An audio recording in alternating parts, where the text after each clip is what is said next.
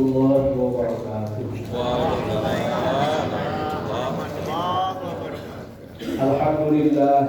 Alhamdulillahilladzi amarna bittaqwa wa nahana 'anil ittiba'il hawa. Wassalatu wassalamu ala sayyidina maulana Muhammadin ar-rasulil mustafa wal mujtaba wa man tabi'ahum bi ihsanin wa man tabi'al huda amma ba'd. Bapak, Ibu, saudara-saudara jamaah Masjid Al-Hidayah yang dimuliakan Allah Subhanahu wa taala, alhamdulillah kita bersyukur kehadirat Allah. Pagi hari ini kita dikumpulkan oleh Allah Subhanahu wa taala dalam keadaan sehat walafiat, dalam keadaan takwa kepada Allah Subhanahu wa taala, dalam keadaan iman. Alhamdulillah. Salawat dan salam semoga tetap tercurah kepada baginda Nabi Muhammad sallallahu alaihi wasallam. Insyaallah kita semua diberi kesempatan, diberi kekuatan, diberi pertolongan oleh Allah Subhanahu wa taala untuk menjadi umat baginda Nabi Muhammad sallallahu alaihi wasallam yang senantiasa bersolawat kepada baginda Nabi, yang senantiasa menjalankan ajaran, perintah, pesan Nabi Muhammad sallallahu alaihi wasallam sesuai dengan tuntunan dari guru-guru, dari ulama-ulama kita. Alhamdulillahirabbil alamin. Ini tadi beberapa ayat yang kita baca, di antaranya ada ayat wa ila madyana akhahum syu'aiba, dan kepada penduduk Madian akhahum, Allah mengutus saudara mereka Syu'aiba, yaitu Nabi Syu'aib. Dari sini ulama berpendapat bahwa saudara itu juga adalah saudara sebangsa. Jadi saudara itu ada tiga: saudara darah, saudara seiman, dan saudara sebangsa. Kenapa? Karena Allah bilang ini wa ila madyana akhahum Syu'aib, disebut saudara. Jadi maka kita menyebut saudara sebangsa dan setanah air itu bagian dari tradisi Al-Quran, meskipun tidak seiman. Tapi innamal mu'minuna ikhwah, orang beriman itu pasti bersaudara. Nah, jadi kalau orang beriman enggak bersaudara, ya itu dipertanyakan keimanan. Orang beriman itu pasti saudara.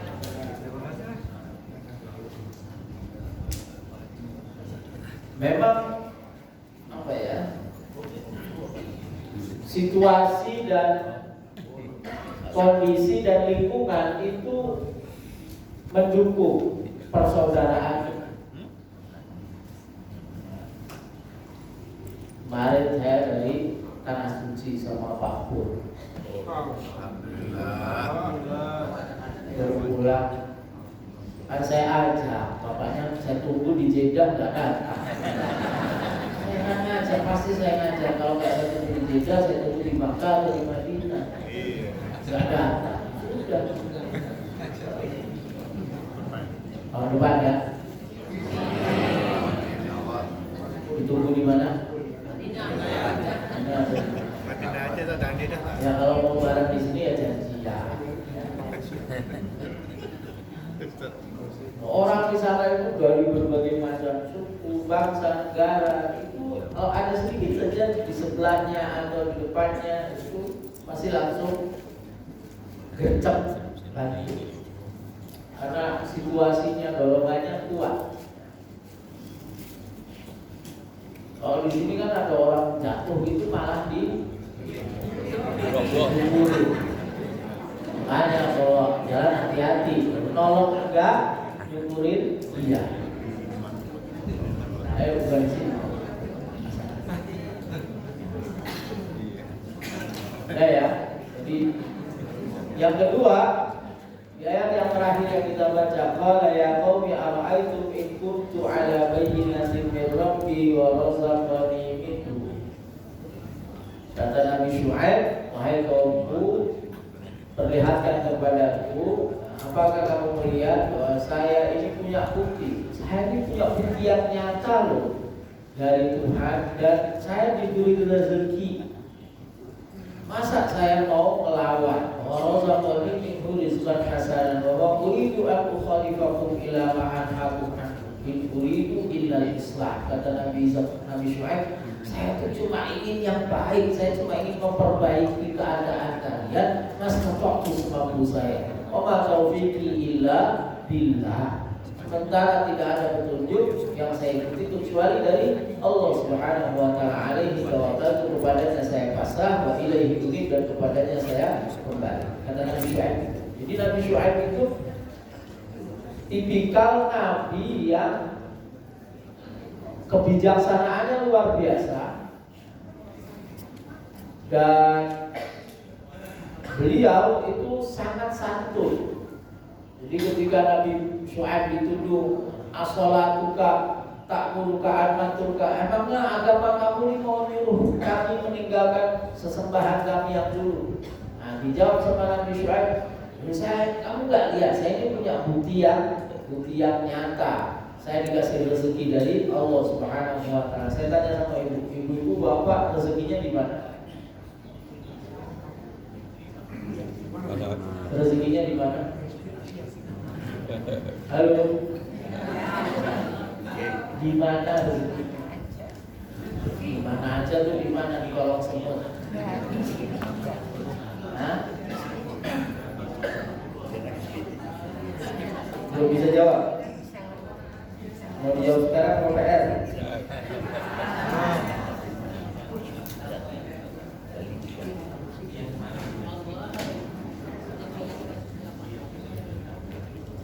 Buka surat Ad-Dariyat, surat ke-51, ayat Ad-Dariyat ayat 22, surat 51 ayat 22.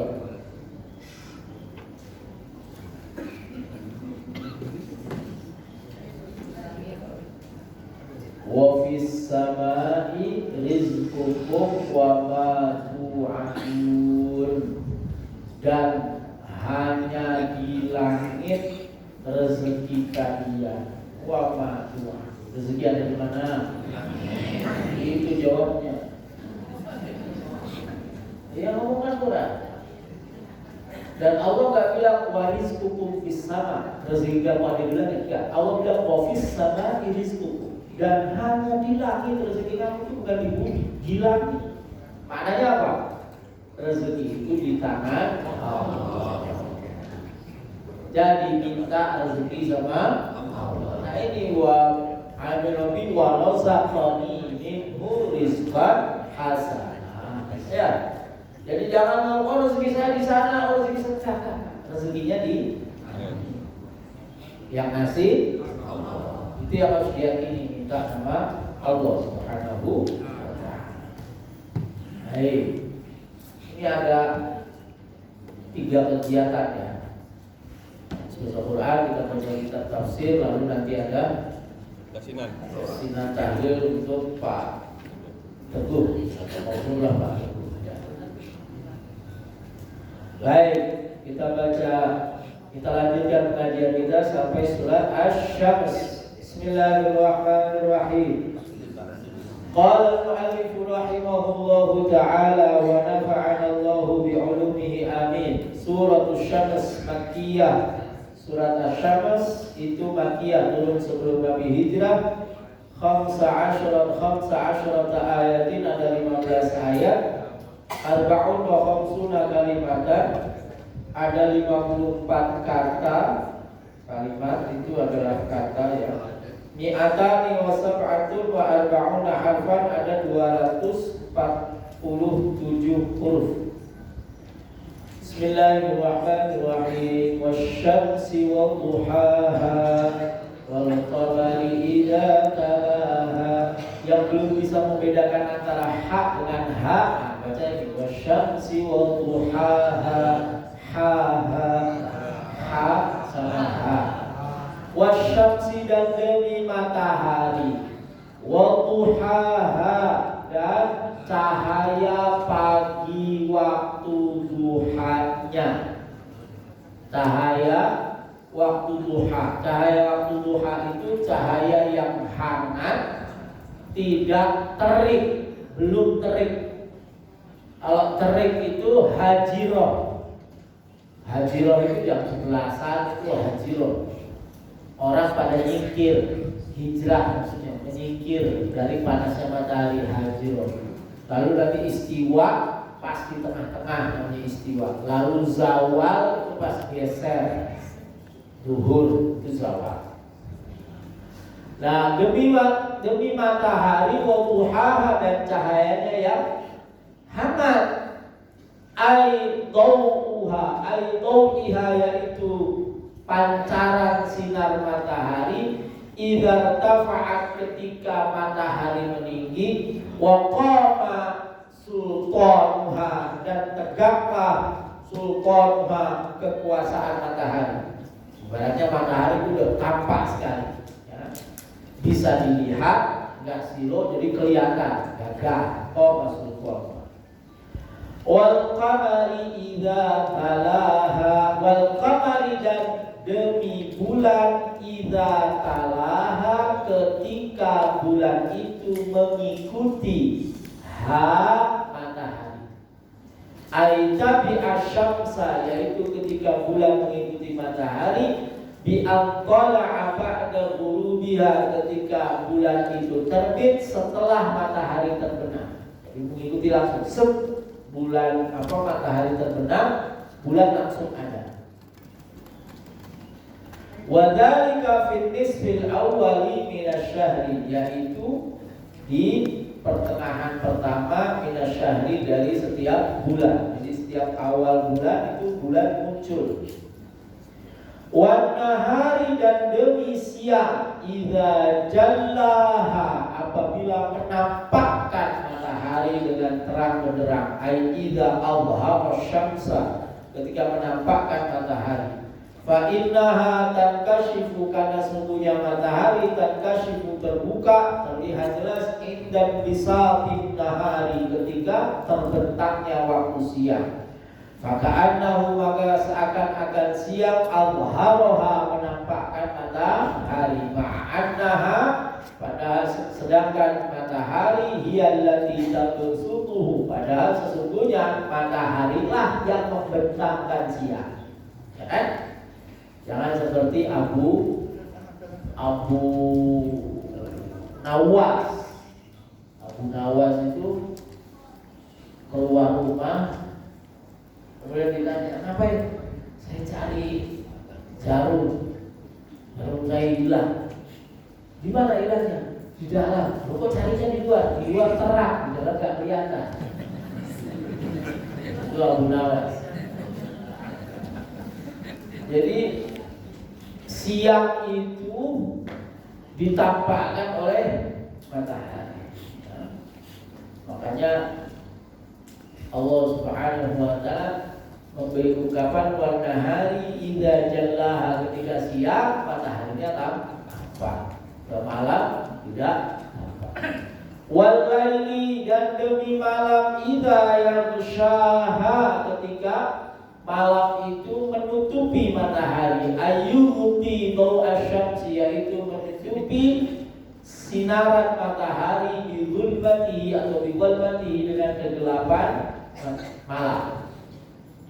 Wassama'i demi langit, wama banaha dan apa dan segala sesuatu bana yang Allah ciptakan atas langit. Ay walladzi khalaqaha, yaitu demi zat yang menciptakan langit, wa huwa Allah Ta'ala, Allah Subhanahu wa taala aqsama bersumpah binafsihi dengan dirinya sendiri. Wal ardi dan demi bumi, wama tahaha dan demi bumi yang Allah Subhanahu wa taala bentangkan alal ma'i di atas air.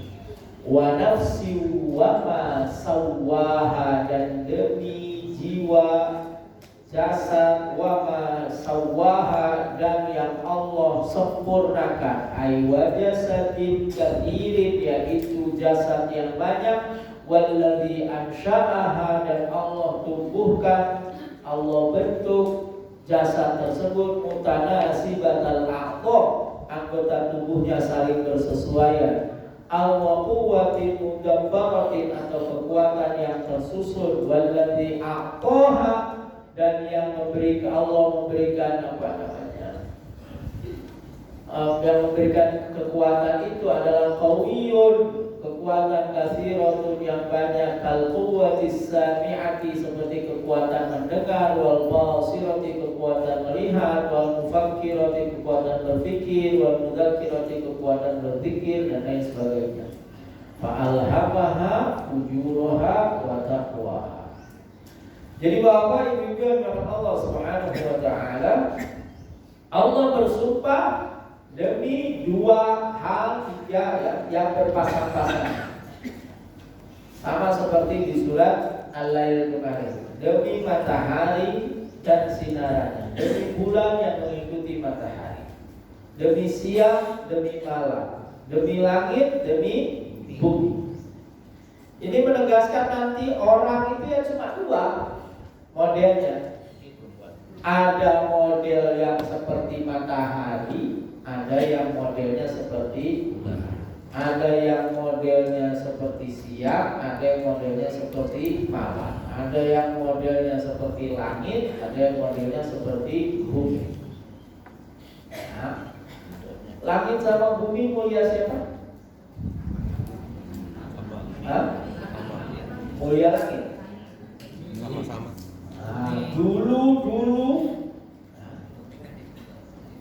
Dulu itu mulia bumi sebelum Nabi Isra dan Mi'raj. Jadi salah satu hikmah Isra dan Mi'raj adalah langit meminta kepada Allah Subhanahu wa taala agar dia mendapatkan kemuliaan. Kemuliaan disentuh oleh makhluk paling mulia, baginda Rasul Muhammad sallallahu alaihi wasallam. Langit iri sama bumi. Ya Allah, bumi itu punya Muhammad, makhluk paling mulia. Saya minta, akhirnya di-mi'rajkan Nabi SAW. Jadi kalau ditanya sekarang mulia mana langit dan bumi, mulia bumi karena di bumi ada Nabi Muhammad sallallahu alaihi wasallam. Nah, ya langit juga mulia, tapi ya itu karena ada Nabi Muhammad sallallahu alaihi wasallam. Jangan bilang kan Allah di langit, enggak boleh bilang Allah di langit. Ya. Allah Subhanahu wa taala itu tidak menempat. Allah tidak menempat. Yang menempat adalah makhluk. Allah tidak sama dengan makhluk. Ya, ini tauhid. Jangan bilang Allah menempat. Kalau Allah di langit, Allah di mana? Kalau kita menunjukkan Allah di atas, itu menunjukkan apa? Menunjukkan keluhuran. Kita rendah, gitu loh.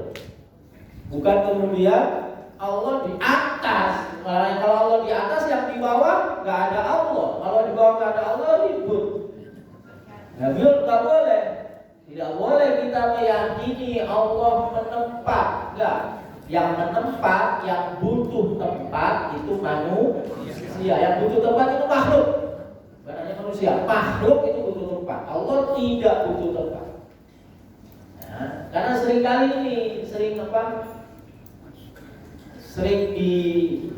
dibuat bingung. Bapak Ibu dibuat bingung kalau melihat di YouTube, wah ada ustadz yang nyampe Allah itu di langit, Allah itu di atas, ya harus diyakini begitu karena Al-Quran begitu. Nggak bisa. Ada sejumlah ayat-ayat yang namanya mutasyabihat yang kalau kita justru meyakini lafadznya kita salah. Contoh. Wa yabqa wajhu rabbika dzul jalali wal ikram. Dan yang tersisa itu wajah Tuhanmu. Itu mau diartikan wajah. Kalau kita artikan wajah, oh berarti tangan Allah musnah, kaki Allah musnah, yang ada cuma wajahnya. Nggak boleh. Wajah itu harus ditakwil, nggak boleh dimaknai intinya, harus digeser maknanya menjadi zat Allah. Nah, yang tersisa adalah zat Allah. Kenapa? Allah itu tidak butuh wajah, tidak butuh tangan, tidak. Wajah itu untuk menunjukkan kemuliaan Allah. Gitu. Nah, itu yang saya bilang. Kan ayatnya bunyinya begitu. Iya, ayatnya bunyinya begitu, tapi nggak boleh diartikan begitu. Lagi ya, ayatnya bunyinya begitu. Ya Allah fawqa aydihim, tangan Allah di atas tangan mereka. Allah punya tangan. Nah pokoknya yang penting ayatnya bunyinya Allah punya tangan. Nggak bisa. Sama seperti tadi wajah. Harus diartikan apa? Kekuasaan Allah. Kalau tangan nanti kita imajinasinya ini. Ayo, mau tangan manusia, tangan monyet, tangan tapi kalau kekuasaan kita nggak bisa imajinasikan. Terlalu luas kekuasaan Allah Subhanahu wa Ta'ala. Ya, nah, tadi ya. Jadi Allah Subhanahu wa Ta'ala bersumpah demi matahari dan sinarnya yang hangat. Allah bersumpah demi bulan dan ketika dia mengikuti, kenapa bulan nggak ada sinar di sini? Walau qamari kok nggak ada sinarnya, tapi idza talaha ketika dia mengikuti matahari, karena bulan sinarnya adalah pantulan sinar matahari. Nah ini kan nggak mungkin kalau Nabi Muhammad yang bilang.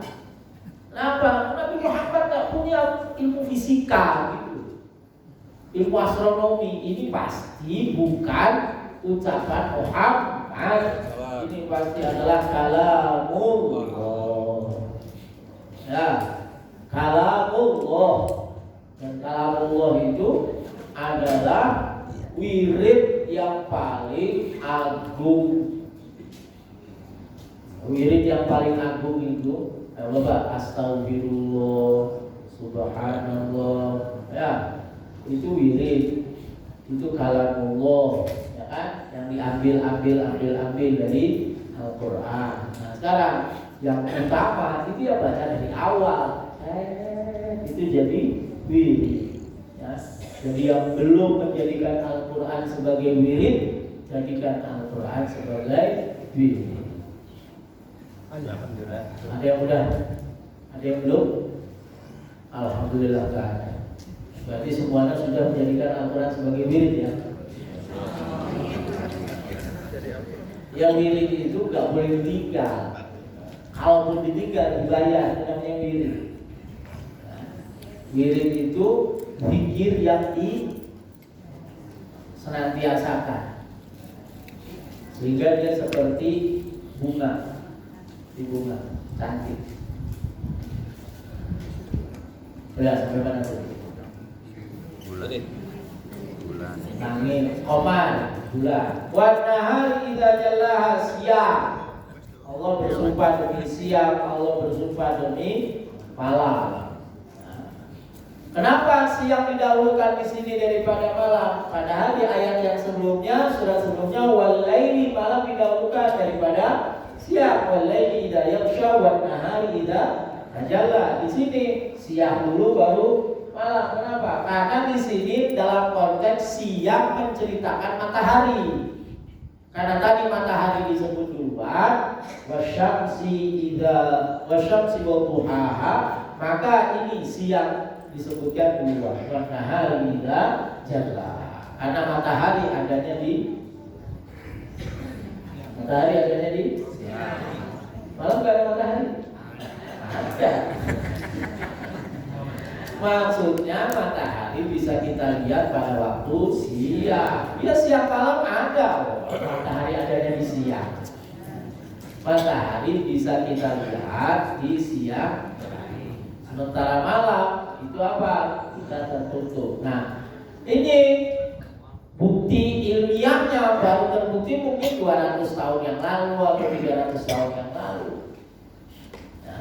Bukti ilmiah yang menunjukkan bahwa Al-Quran itu adalah hak. Nah, as-sama'i wa ma banaha, dan demi langit yang Allah ciptakan, wal ardi wa ma dhahaha, dan demi bumi yang Allah bentangkan, wa nafsi wa ma sawwaha, dan demi jiwa, demi setiap jiwa yang Allah sempurnakan ciptaannya. Apa yang Allah sempurnakan ciptaannya? Lekatan nafas itu. Nafas itu lebih diartikan kata Imam Nawawi al-quwwah, kekuatan, potensi, daya mendengar, quwwatus sami'ah, daya melihat, daya berpikir, ini daya. Nah, itu Allah Subhanahu wa taala sempurnakan, Allah libatkan, Allah berikan kepada setiap jiwa. Ya, jadi kita itu punya daya pendengaran, punya daya penglihatan, ya, punya daya berpikir. Meskipun nggak punya alatnya, meskipun nggak punya alatnya atau alatnya nggak berfungsi. Jadi Allah Subhanahu wa taala itu bisa membuat kita mendengar tanpa punya telinga, tanpa telinganya sehat, matanya buta tapi bisa melihat, bisa. Buat Allah Subhanahu wa taala tidak ada yang tidak bisa. Banyak sekali contohnya. Ya. Banyak sekali contoh. Orang bisa melihat padahal dia buta. Sementara orang yang matanya belok, melotot, nggak lihat apa-apa. Iya, nggak lihat apa-apa di depannya. Yang dia lihat, ya dia nggak bisa melihat kebenaran, dia nggak bisa melihat petunjuk, itu buta. Siapa itu? Orang-orang kafir, ya kan? Kalau a'ma, mereka itu buta. 3 kan? Sumur, bukmun, umyun. Udah bisu, tuli, bisu, buta.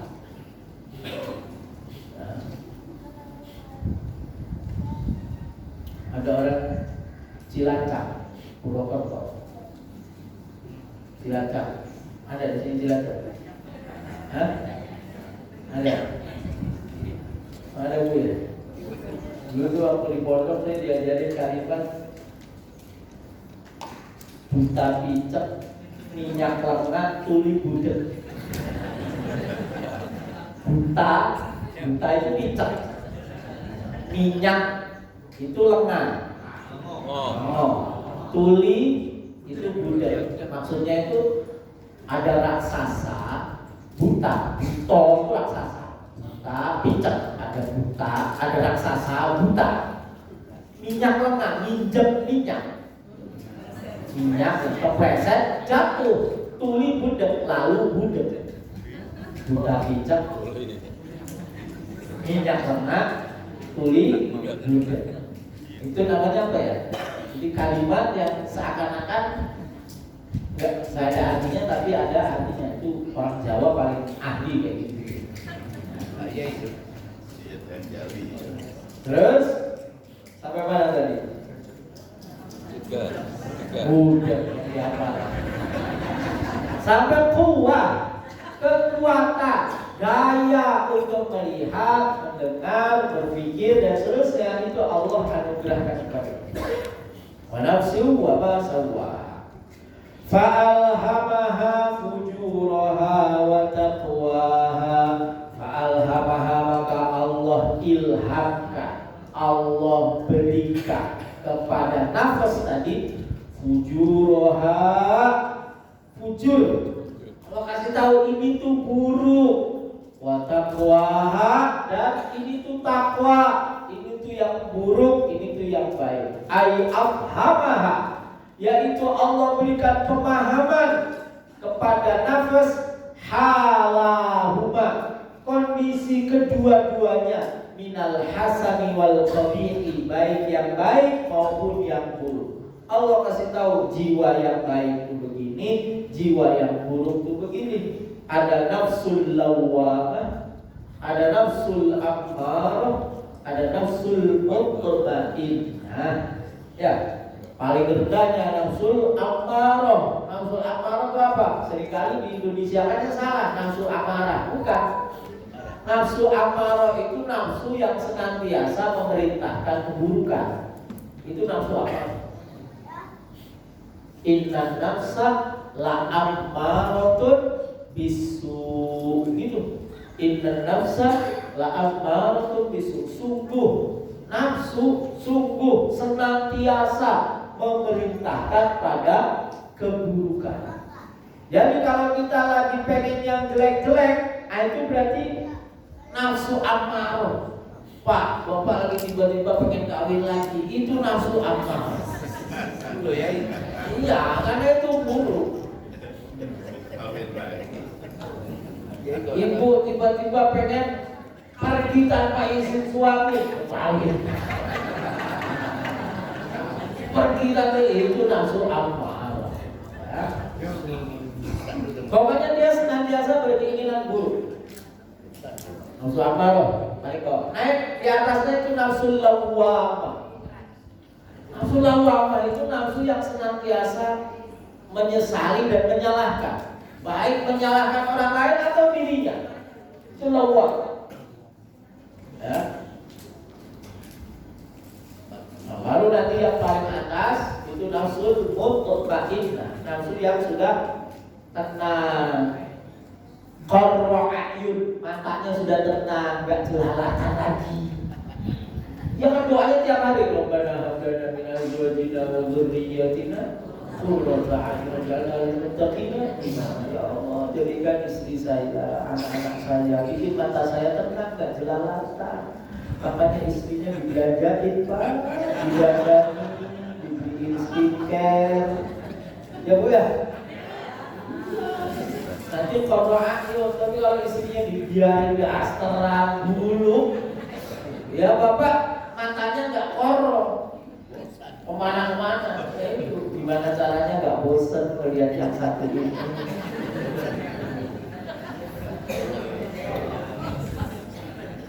Nah, wakila dikatakan kata Imam Nawawi, alhamallahul kafira fujura wa alhamal mu'minal muttaqiyya taqwa.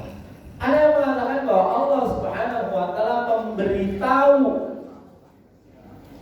orang kafir tentang kedurhakaannya, dan Allah Subhanahu wa taala beritahu orang mukmin yang bertakwa tentang ketakwaannya. Jadi kita semua itu diberi oleh Allah Subhanahu wa taala pengetahuan yang hak itu hak, yang batil itu batil. Orang jahatnya kayak apa? Di hatinya kalau dia melakukan kesalahan, itu pasti tahu ini tuh salah. Tanya sama pencuri yang mau tanya, mencuri itu benar apa enggak? Dia pasti bilang salah. Tanya sama orang yang jahatnya kayak apapun tentang kejahatannya, dia pasti akan bilang kalau hatinya itu yang masih ada celah. Tapi kalau hatinya udah tertutup, udah mengeras, bahkan lebih keras dari batu, au asyaddu qaswa wa hiya kal hijarati au asyaddu qaswa, lebih keras dari batu, itu udah gak bisa ditanya apa-apa. Tapi namanya hati nurani, lub, itu bisa ditanya. Makanya Nabi SAW itu bilang salah satu cara istikharah itu adalah istaftiqal Ka'bah. Tanya sama hati, ini tuh benar gak yang saya lakukan? Ini benar atau salah yang saya lakukan? Ini baik atau buruk? Itu tuntutannya hati. Nah sayangnya hatinya penuh dengan kotoran, jadi nggak bisa ditanya. Maka yang bisa bertanya kepada hatinya adalah orang-orang yang bersih hatinya. Ya, kita tanya sama siapa ya? Sama orang-orang soleh itu. Orang soleh itu kan hatinya bersih. Kita tanya sama beliau, yang saya lakukan ini benar apa enggak?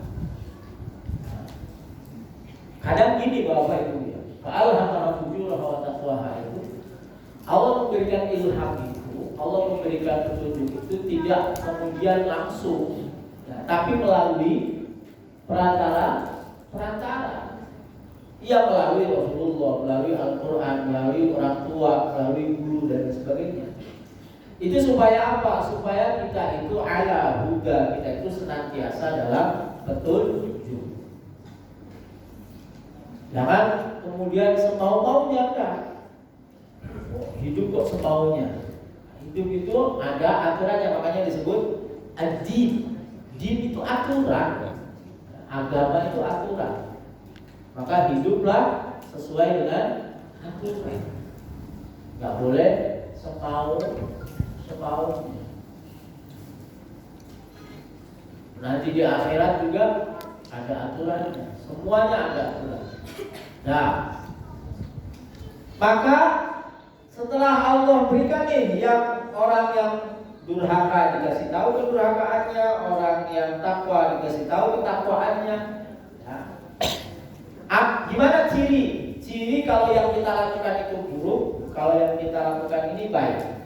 Nah, ini baik nih. Nah, ini buruk nih. Apa cirinya di hati kita? Masalah nih saya begini. Gelisah. Nah, itu kata Nabi itu. Kata Nabi, al-ithmu mahaka fi sadr. Dengan katakan mahaka sadr. Wal birru matma'anna bihi nafsu. Yang namanya dosa itu adalah sesuatu yang bikin gelisah dada kita. Sementara kebaikan itu yang bikin hati kita tenang. Yang bikin hati kita tenang itu kebaikan. Jadi kalau orang beriman ya, orang normal ya, kalau beriman, orang normal itu kalau melakukan kejahatan itu jangan melakukan, belum melakukan itu sudah betul gelisah, ya kan? Orang belum melakukan aja udah gemetar, udah takut, udah gelisah, apalagi sampai melakukan. Kalau orang melakukan kebaikan, dia akan tenang jiwanya. Loh kok ada orang habis melakukan kebaikan gak tenang? Ada gak? Ya habis sholat tuh dia mabuk. Kan banyak tuh kalau musim pemilu. Dia habis sholat jamaah langsung pidato. Wah si anu gini ngamuk. Pukulin orang dan seterusnya. Nah itu berarti dia tadi belum melakukan kebaikan. Kalau kebaikan itu pasti bikin tenang. Nabi yang bilang kok al-birru matma'anna bihi nafsu. Kebaikan itu adalah yang bikin tenang jiwamu jadi tenang. Kalau nggak jadi tenang, ibu gelisah, cicilan 1, 2, 3, nanya si bapak belum pulang-pulang, anak ya Allah badannya minta sholat, ya sholat, insya Allah habis sholat itu tenang, insya Allah habis sholat. Sholat 2 rakaat. Ini saya pesan buat ibu-ibu. Kalau bapak-bapak, nggak jamin ya. Ayo ibu-ibu, ya boleh dibantu bapaknya, boleh bantu. Rata-rata punya anak berapa? 3, 2, ada yang 7. 3, 2. Itu sholat malam, ya. Bangun malam. 8 alhamdulillah. Bangun malam itu sholat hajat buat anaknya, ya masing-masing 2 rakaat, anaknya 3 berarti 2 rakaat, salam 2 rakaat, salam diniatin ya Allah ini saya sholat hajat ini untuk anak saya supaya anak saya sholatnya bagus, akhlaknya bagus, rezekinya bagus, karirnya bagus. Ibu bapak yang doain ya setiap malam. 2 rakaat. Saya capek, oke, 2 rakaat buat naatnya bertiga. Tapi kalau bisa 2 rakaat 1 rakaat. Ya. Nah, kalau untuk suaminya kayaknya kurang 2 rakaat tuh.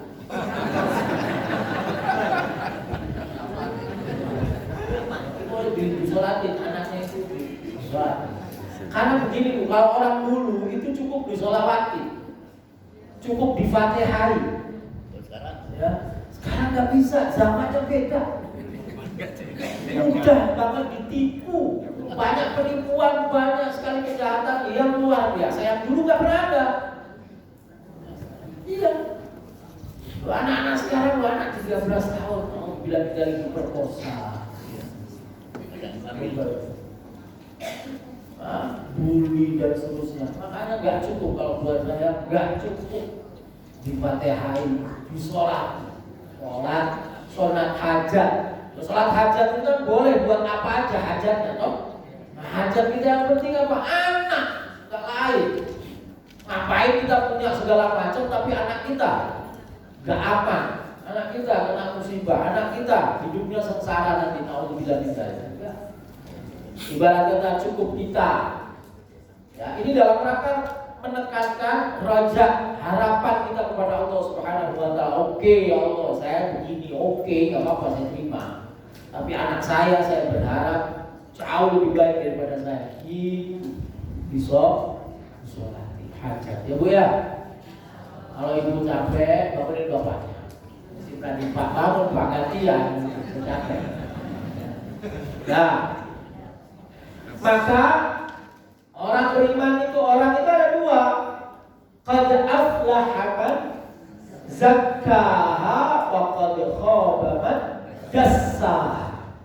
Qad aflaha, sungguh-sungguh nyata-nyata beruntung. Aflah, beruntung.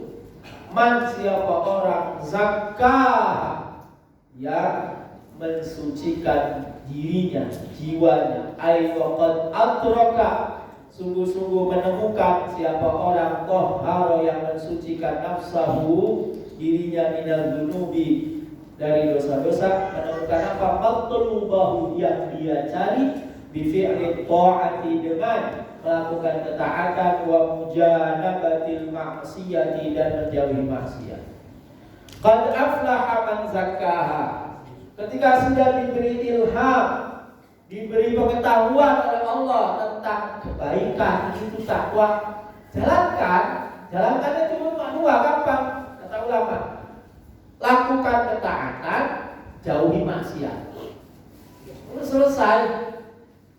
Orang yang melakukan ketaatan, menjauhi maksiat, maka dia akan beruntung. Beruntung itu apa? Kalau di dalam Al-Quran kata-kata falah itu rata-rata itu dempetnya sama surga.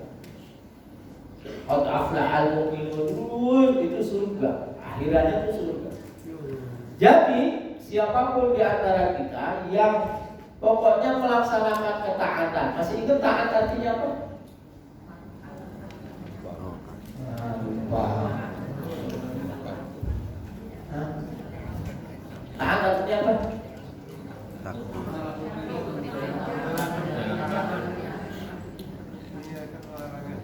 Lupa ya. Boleh kan, namanya manusia. Ya, ciri kalau kita manusia itu suka lupa. Atau ciri kedua, orang lupa itu ciri kalau dia punya otak. Kalau nggak punya otak kan dia lupa. Alhamdulillah. Taat itu adalah kepatuhan secara sukarela. Kan pernah kasih contoh? Hanya, jadi ya tahun depannya. Nanti kalau di tanah suci ada orang pakai rompi, di belakangnya ada tulisan mutawwe. Mutawwe itu artinya apa? Sukarelawan. Makanya orang yang taat kepada Allah, taat kepada Rasulullah, itu taatnya, patuhnya itu secara sukarela. Sukarela maksudnya gimana? Dia tidak begitu perhatian sama hadiah, sama balasannya. Dia juga nggak begitu perhatian sama ancaman. Enggak. Dia melakukan ini karena memang ini yang seharusnya saya lakukan. Itu taat. Kita sholat, ya, sholat kan banyak. Ada sholat 5 waktu, ada sholat duha, ada sholat tahajud, ada sholat hajat dan seterusnya itu. Yang taat itu yang sholat 5 waktunya. Itu enggak buat apa-apa. Ini memang kewajiban saya diperintah sama Allah. Tapi sholat duhanya saya mau minta rezeki sama Allah. Sholat hajatnya saya lagi pengen ini sama Allah. Sholat apa lagi? Istikharahnya ini saya lagi dekat sama orang. Ini bukan jodoh saya. Jadi kalau istikharah nggak boleh 2 ya. Nggak boleh Allah dikasih kerjaan. Pilihin, ya Allah yang ini apa yang ini, nggak boleh. Istikharah itu satu, kita tentukan, lalu kita minta sama Allah, ya Allah ini baik atau buruk buat saya. Nah, itu istikharah. Waqad khaba man dassaha, dan sungguh-sungguh khaba, rugi, celaka, ay waqad khasira, yaitu sungguh-sungguh merugi, man akhfa nafsahu fil ma'asi hatta in ghamasa fiha, yang dia menenggelamkan jiwanya dalam kemaksiatan sampai tenggelam dalam kemaksiatan. Dia ceburin nafsunya dalam kemaksiatan. Nah, Bapak Ibu begini. Maksiat itu kata dasarnya dari aso, yang artinya durhaka. Durhaka itu awalnya dari apa? Dari mukhalafah, berbeda dengan yang diikuti. Kenapa dia berbeda? Karena ittiba'ul hawa. Dia berbeda sama yang di depan. Kenapa? Karena ngikuti nafsunya. Nah, saya nggak mau ikut di depan. Itu berarti dia mukhalafah. Berbeda. Yang depannya ruku, dia nggak mau ruku. Itu berbeda. Kenapa dia berbeda? Karena dia ngikuti nafsu. Makanya saya bilang orang sholat itu ada yang ngikuti nafsu dan jamaahnya batal. Jamaahnya batal, sholatnya nggak batal, tapi jamaahnya batal. Dia dianggap sholat sendiri. Apa itu? Apabila imamnya nggak kunut, dia kunut. Atau sebaliknya, imamnya kunut, dia nggak kunut. Itu namanya mukhalafah. Gak boleh, berbeda sama imam itu gak boleh. Ju'ilal imam liyutamma bihi. Imam itu dijadikan imam untuk diikuti. Jadi jangan ketika imamnya kunut, dia diam aja, nggak ngamini, nggak apa. Hujan ya? Alhamdulillah hujannya sekarang. Coba kalau nanti pas pulang. Iya, hujan sekarang, nanti pas pulang sudah rendah, berhenti. Kan habis ini masih ada tahlilan. Sekarang ya? Sekarang ya? Ini udah jam berapa? 7. Ini berhenti aja ya. Sebentar, saya ulangi sedikit lagi. Jadi imam itu dijadikan imam, kita nggak boleh suloyo, nggak boleh berbeda dengan imam. Imamnya itu ikut, kita harus ikut. Bahkan kalau imamnya salah, kita cuma bisa bilang apa? Subhanallah. Kalau ibu nggak boleh bilang subhanallah. Bukan tepuk tangan, tepuk punggung tak? Ya, atau tepuk paha. Ya. Tepuk punggung tangan itu berarti nggak boleh. Nggak boleh apa bu? Tepuk punggung tangan berarti nggak boleh apa? Nggak boleh kencang. Kalau kencang sakit. Jadi coba pukul yang kencang, sakit. Ini pelan aja. Nah, ya. Kalau ini kan kencang-kencangnya jadi. Kalau ini nggak boleh, pelan aja. Nah ya, 2 kali. Nah imam itu kalau ngerasa benar, kalau imam ngerasa benar gimana? Hah? Enggak, imam bilang subhanallah, itu berarti imam merasa benar. Imamnya bilang subhanallah. Jadi kalau bapak merasa benar berarti imam, makmumnya bilang subhanallah, balas subhanallah. Makmumnya ketika udah imamnya subhanallah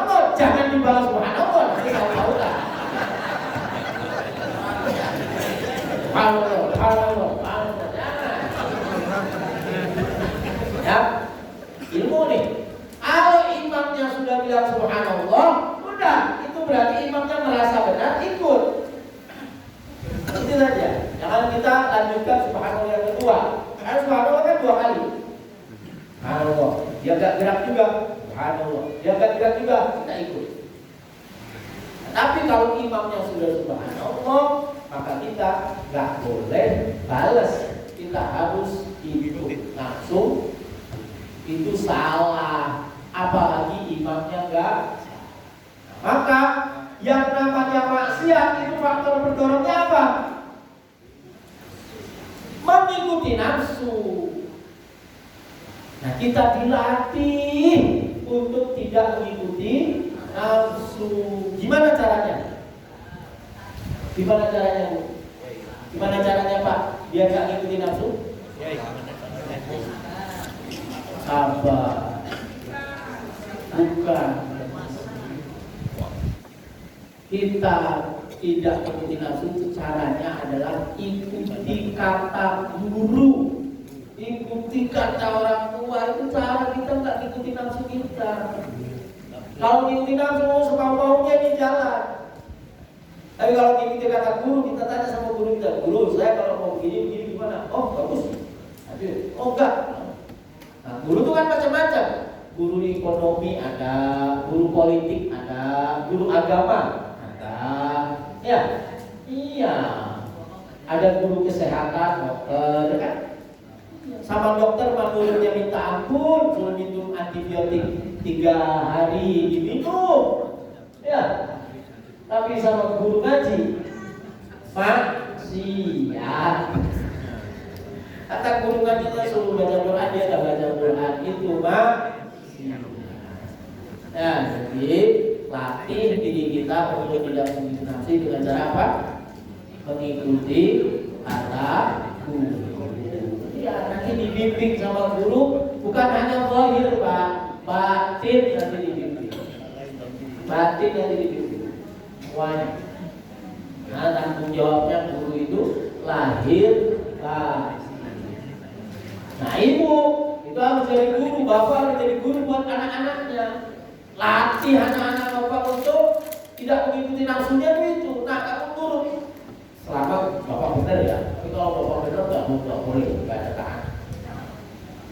Nah, ini jadi orang itu dibagi dua. Qad aflaha man zakkaha wa qad khaba man dassaha. Orang yang taat dia akan beruntung, orang yang maksiat dia akan rugi. Orang yang tidak mengikuti nafsunya dia akan beruntung, orang yang mengikuti nafsunya dia akan rugi. Fa'amman apa?